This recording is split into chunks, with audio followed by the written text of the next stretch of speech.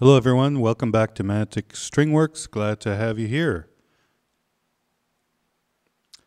So please remember to like and subscribe, and I'll keep on making these videos. They're lots of fun. So today on the bench I've got my Squier 5-string jazz bass that a few months ago I bought a Pickguard online.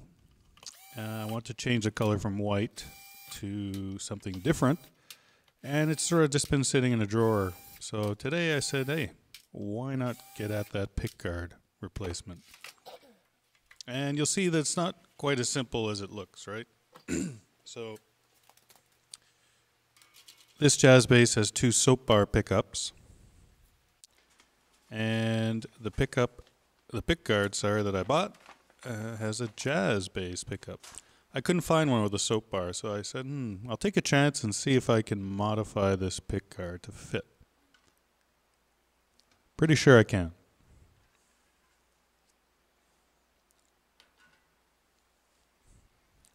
Yeah, so this is going to take a few woodworking skills and a couple of jigs, templates, that kind of thing. As you can see, the jazz pickup is smaller than the soap bar pickup, and I check that just to make sure. As long as it's smaller, including where the screw holes go, then there should be enough material to remove to create the soap bar outline. So it looks like we're in luck. Alright, so I have to think through this a few minutes, but sort of figured it out. So let's start by screwing this to a piece of 1/4-inch hardboard. I'm just using a centering bit here, a Vicks bit, just to make sure the holes are in the right location and centered. I have to keep these templates aligned, as you can imagine.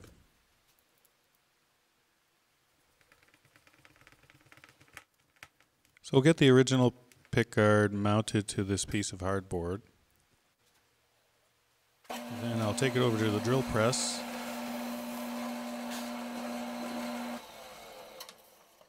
And I'll remove some of the waste material inside the cutout.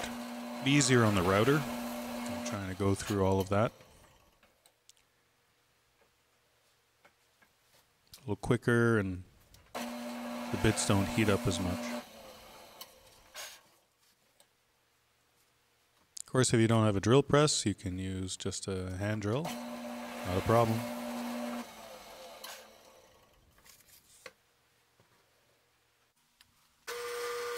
And I'll use a larger Forstner bit down the middle to take out the bulk of the material.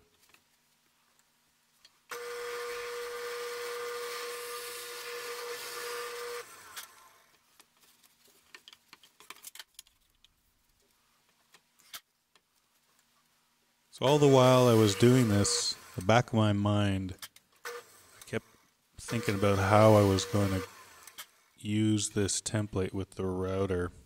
Because that Pickguard is pretty thin, and you'll see why shortly. So just using the bandsaw here to make it easier on the cut. It's okay that I came in like that. So I didn't show you all of it, but I cut it out with the bandsaw. So now I've got the Pickguard back on, but because the Pickguard is only maybe 1/8 of an inch, but you see that ball bearing, I need that ball bearing to ride on it and cut out the hardboard below. So I married another piece of hardboard underneath. So it'll be thicker now, and the Pickguard will overhang the hardboard so I can use the ball bearing against the hardboard. Hope that makes sense. So we're going to go upstairs to the garage shop, get a little sunlight, and we'll use the router. So there we go, got the Pickguard mounted. Using the router with the top bearing bit. I'm just going to go slowly along using the existing Pickguard as the guide. Slow and steady here, don't have to rush. Not too slow though, I don't want to burn the Pickguard unintentionally with the ball bearing.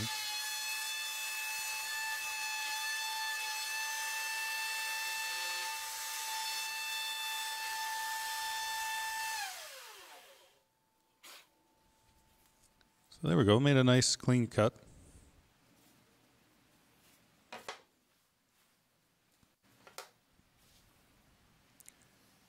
So I'm just going to mark the outline of the existing pickguard. So when I line up the replacement, I can make sure that it's, well, it lined up nicely. I think it's a little bit small. You know, these import pickguards and that, I mean, they didn't come from Squier directly or Fender. It's pretty close, but I want to make sure I line it up as close to the original pickguard as possible for the neck pocket and for the pickup placement, of course. The screw holes were pretty good. So once I lined it up, pretty much I put in the screws where the holes lined up perfectly. And that way, pretty much ensured that everything would line up. Cross your fingers, right?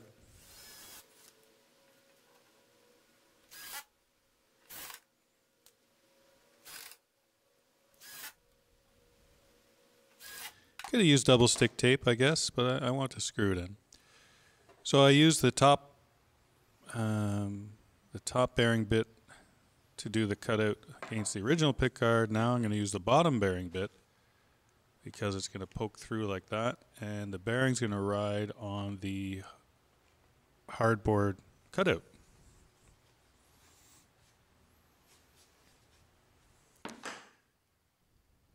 So I'll just switch that out.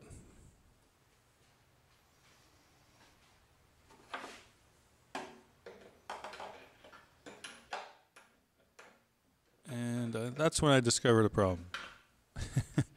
The bit wouldn't go high enough in the table. So plan B. Put it in the handheld router. And we'll just do it from the underside. So that's fine. This should work no problem. Here we go. Clamp down the piece. Again, slow and steady. Using the hardboard cutout as the template, riding the ball bearing along that, and cutting the plastic. As you can see, plastic's flying everywhere. Felt good doing it. Didn't have any hang-ups or anything. It was pretty smooth, so just clean it up a bit and probably give it another little pass to make sure it's nice and smooth.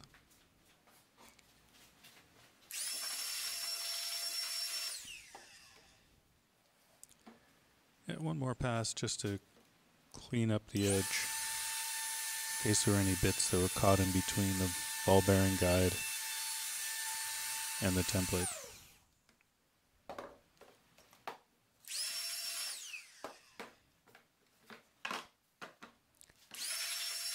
Let's have a look. Oh, take that plastic off. There we go. That looks pretty good. I'm sure there'll be some filing cleanup to do.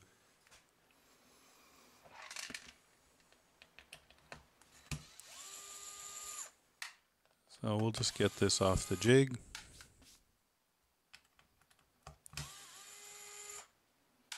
And we'll get it ready for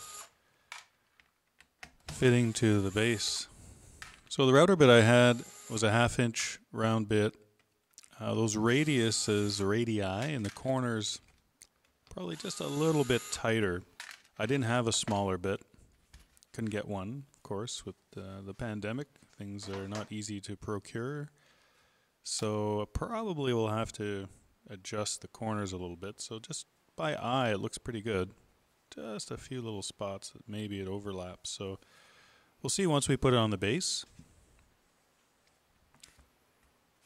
But overall, like, it looks like a pretty good match. So here we are. Let's see. Slide it in. Just a little bit snug. I can see in the corners, a couple of corners where it's not quite round enough for the pickup. So that's okay. Do a little bit of filing. So I thought it would be a good idea to place the original pickguard over the new one using the jig again. And this way I could actually see where the new pickguard doesn't quite match the radius, and hard to see there, I guess, in that shot, but just in those corners wasn't quite the same radius. So let's put a couple of blocks of wood to lift it up on the bench, and just a round file. I'll just go at those corners until they match up pretty nicely with the original. Again, slow and steady work here. Don't hog out a whole bunch of material. Be left with a big round gouge. That you definitely would not be able to get rid of. All right, let's clean up that base.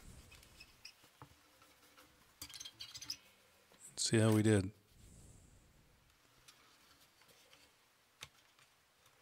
Oh, look at that. Nice and snug. Just eyeballing the screw holes too, they're pretty much all lined up nicely, so that's good. That's a bonus. I wasn't sure if I'd have to fill a couple of holes and drill them out again, but no, they all work nicely.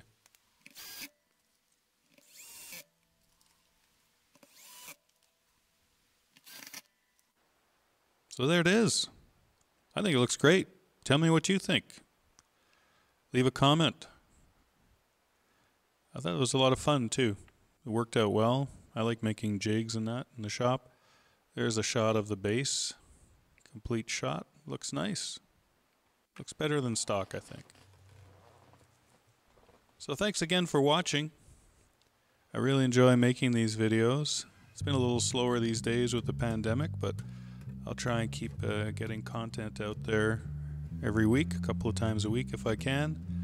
So don't forget to like and subscribe for more videos. Take care. Stay safe, stay healthy. Bye for now.